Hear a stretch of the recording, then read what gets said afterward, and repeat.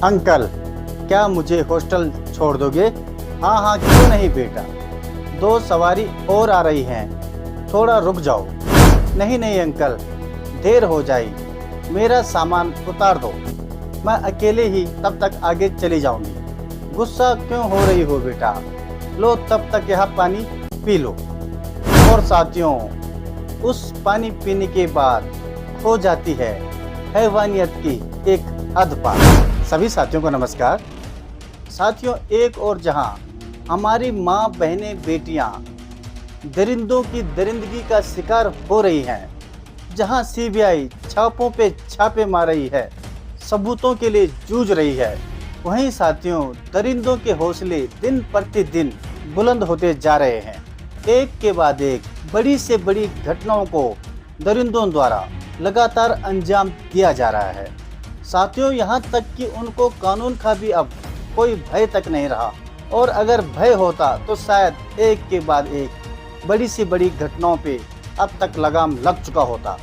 साथियों, अभी आपने देखा कोलकाता केस से जहां अभी तक लोगों का गुस्सा शांत भी नहीं हुआ था, कि तब तक महाराष्ट्र के रत्नागिरी से एक दिल झकझोर देने वाली घटना सामने आ गई। साथियों, महाराष्ट्र के रत्नागिरी में नर्सिंग स्टूडेंट लड़की के साथ जो हैवानियत हुई है और जिस प्रकार से दरिंदों द्वारा दरिंदगी की गई है, उससे साथियों जनता का आक्रोश और भी बढ़ गया है।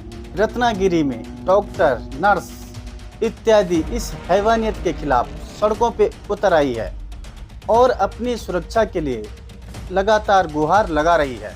19 साल की उस नर्सिंग स्टूडेंट के साथ रत्नागिरी में आखिर क्या हैवानियत हुई साथियों, और वह दरिंदा कैसे वहां पर पहुंचा, इससे जुड़ा मामला पूरी डिटेल में मैं आपको बताता हूं। दरअसल साथियों, यह मामला 26 अगस्त का है। साथियों, सोमवार का दिन था और 19 साल की नर्सिंग स्टूडेंट अपने घर से छुट्टी बिताकर अपने हॉस्टल में वापस आ रही थी, क्योंकि वीकेंड की छुट्टी के लिए वह घर गई थी। और साथियों, वापस जब वह अपने हॉस्टल के लिए वापस आ रही थी, तो वापस आते समय बस से वह रत्नागिरी बस स्टैंड पर उतर जाती है और साथियों वहां से उसे अपने हॉस्टल जाना होता है। साथियों, सुबह तकरीबन 7 बजे का टाइम था। तो साथियों, जैसे कि आपको पता ही है, सुबह के टाइम तकरीबन ज़्यादा हलचल नहीं होती है, तो वहाँ पर वह ऑटो आने का इंतज़ार कर रही थी। 1-2 ऑटो वाले साथियों आते भी हैं, पर जहाँ हॉस्टल उस लड़की को जाना होता है वहाँ उन्हें नहीं जाना था, इसलिए वह वहाँ जाने के लिए मना कर देते हैं। और जब लड़की कई देर तक देखती है कि ऑटो नहीं आ रहा है, तो वह सीधे ही चल पड़ती है पैदल। थोड़ा सा आगे जाकर साथियों, एक ऑटो वाला जब उस लड़की को देखता है, तो अपना ऑटो उस लड़की के पास रोककर कहता है कि मैडम, आपको कहाँ जाना है।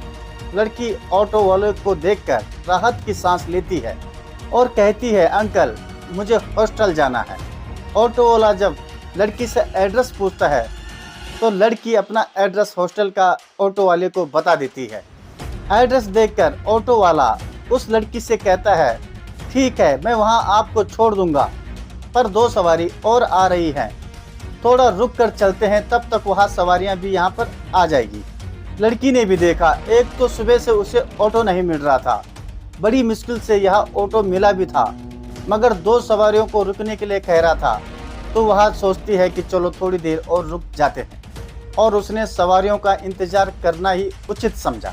और फिर ऑटो वाले और वह लड़की उन सवारियों का इंतज़ार करने लग जाते हैं। साथियों, काफ़ी देर इंतज़ार करने के बाद जब वह 2 सवारियां नहीं आती है, तो लड़की ऑटो वाले से कहती है कि अंकल, आप मुझे अकेला ही छोड़ दो, क्योंकि आपकी सवारी का पता नहीं कि कब तक आती है, और अगर आपने उन सवारियों का इंतज़ार करना ही है तो मेरा सामान ऑटो से उतार दो, मैं अकेले ही आगे चली जाऊंगी।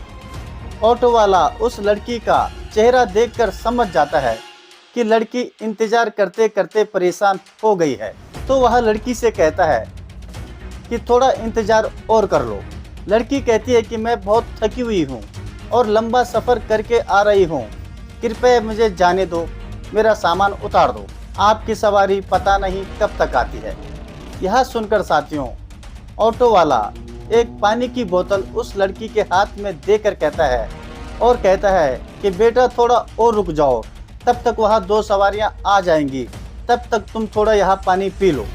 लड़की भी थकी होने के कारण उसे प्यास भी लग चुकी थी, जो कि उसके पास पानी भी खत्म हो चुका था। तो वह उस ऑटो वाले द्वारा दी गई पानी की बोतल से थोड़ा पानी पी लेती है।